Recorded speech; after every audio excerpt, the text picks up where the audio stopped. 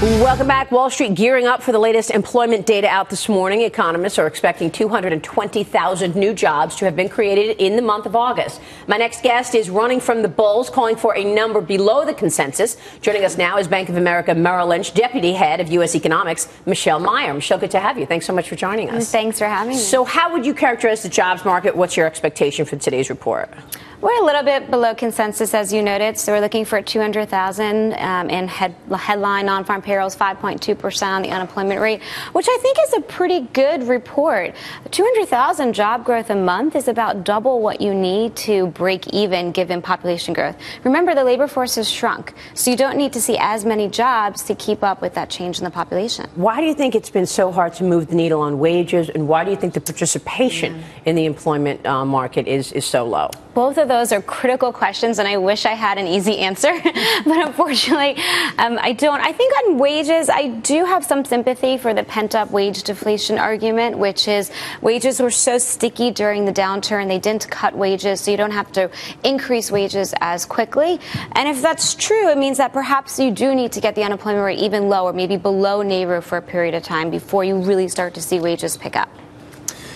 On the participation rate, it's really a balance between demographics and then the disenfranchised workers, and so it's because you're seeing the demographics of it are that people are just they're aging out of the market, right? Yeah, and deciding, okay, I have enough savings, I don't need this, versus I just can't get a job anymore, and I'm frustrated. And those demographics are strong. I mean, so if you control for the business cycle and you only allow demographics to have kicked in, you would have seen a drop in the participation rate regardless. You can't fight the demographic factors. I think the key is that did this recession force people into retirement a little bit earlier than they would have been otherwise? So it accelerated that drop in participation. Right. I'm going to ask something that Maria's been on top of not just this week, but the last several weeks. The downturn in energy prices, the hard-hit energy companies, layoffs all year long. What will be the impact on the job market and our economy, particularly with all of these commodity-centric countries really flat on their backs because of the commodity collapse? Sure. So the drop in energy prices has certainly created the winners and the losers. The losers being the energy-producing companies and countries, and also the states in the U.S. that are going to be energy focused, like Texas, like Houston. So, and then you have, presumably, you have the winners on the other end, which are the consumers that are realizing lower gasoline prices and should be benefiting from a pickup in their purchasing power.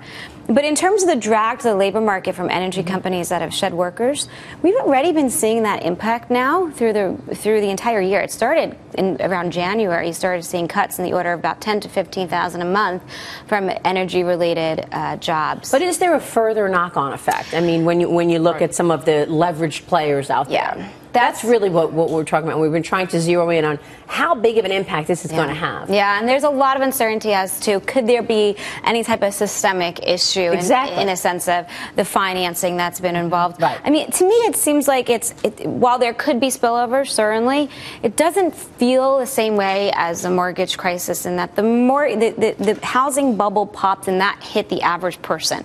It hit their household balance sheet. You don't have that same linkage with this drop in energy prices. All right. So are you recommending that people look at this market and basically buy into it based on the fundamental outlook? I know that's not what you're telling clients, but in terms of what you are telling clients in this volatility, what do you do? Well, I'm going to leave that to Savita Subramanian, who's the head of equity strategy. She's great, Savita. Who's awesome, and she's going to make that call. I think from my perspective, I think you should look past some of the swings in the markets and look at what's happening in the underlying economy. And that's where you are still seeing further improvement and further healing.